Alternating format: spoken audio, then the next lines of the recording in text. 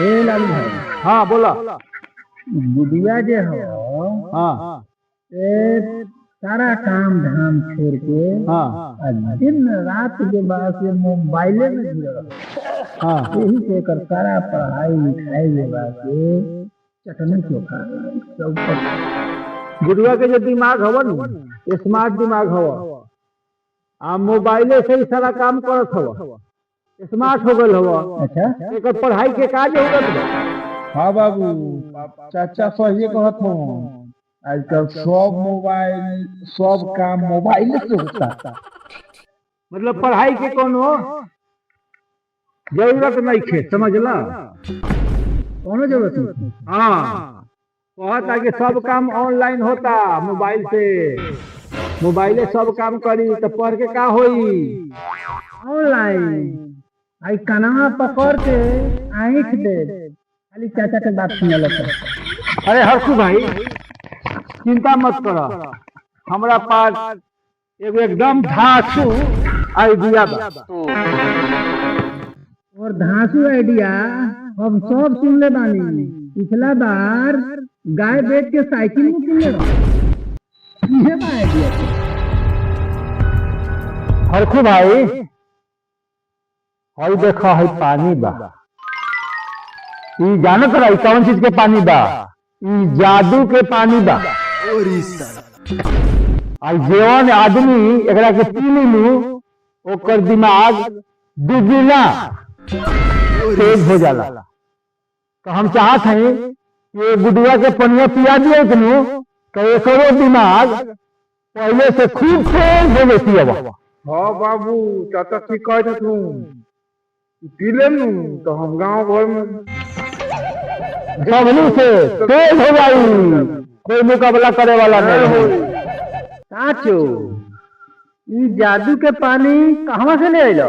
अरे गए रही अब धाम पर तो भाई को बाबा भेंट हो गया समझला। तो यह बाबा खुश हो गया कहलन कि बचवा हेने आओ हम गए लिए कहलन कि हर तरह के पानी देख गांव में जितना जो मंद बुद्धि के लड़का लोग हो नहीं चाहे अपना घर में होखे चाहे पास में होखे और एक पानी पिया देब तो ओकर दिमाग कंप्यूटरों से तेज हो जाई। ठीक बा अगर जो ये पानी से कोनो ने खूबी भाई तो यही पनिया से तोरा के नहवा दी आई। ई बात समझ ल तू। ठीक बा बाबा के कहना हम गलत नहीं होई हमरा विश्वास बा ये बात सही हो जाए। ठीक बा चलो बाबू चलो देखो तू। ए गुड़िया भाई पनिया पी के देख बाबा के जौन कहना बन वो गलत नहीं हो। लाई तो हाँ ला पिया। जय बाबा भोले भंडारी। तनी हम पी लेते बा नहीं तू पिया नहीं पिया ना हमरा पिए के जरूरत नहीं है। अच्छा तो ठीक बा गुडू पानी पी ले हाँ अब बताओ कैसन पोजीशन बा। बाबू हो हाँ तो सब फॉर्मूला याद आने लगलो और बुझा तक हम इंजीनियर बन गए। अरे वाह लालू भाई हाँ बोला। ई तो सही में तोहर फार्मूला कमाल के बाई। ई तोरा पानी में जादू बाबू जाता है। कहनी हनु जे बाबा के देहल पानी बा कि कब वही बेकार में जाई। आई लड़का तो इंजीनियर बनिए गए समझ लो। पढ़ाई के तू कहला जे पढ़ला ने पढ़ाई की जरूरत नहीं थे मोबाइल से सब कुछ हो जाता बा।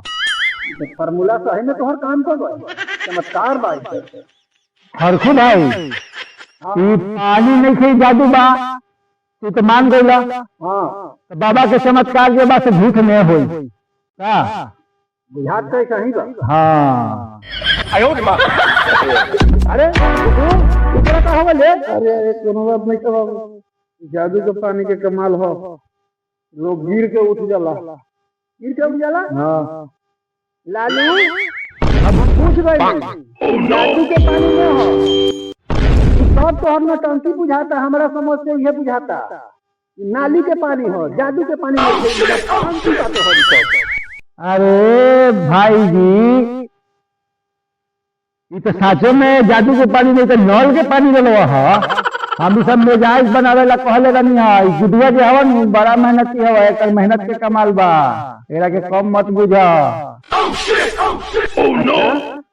तब तो हमरा बुझाता जे तोहरा रहते हुए फिल्म बनावे के कोनो जरूरत नहीं है, तू खुदे फिल्म बना। हाँ गुडुआ ठीक बा चल 9 बजे तोर बाबू समझलन। हाँ चल चल घरे चल चल।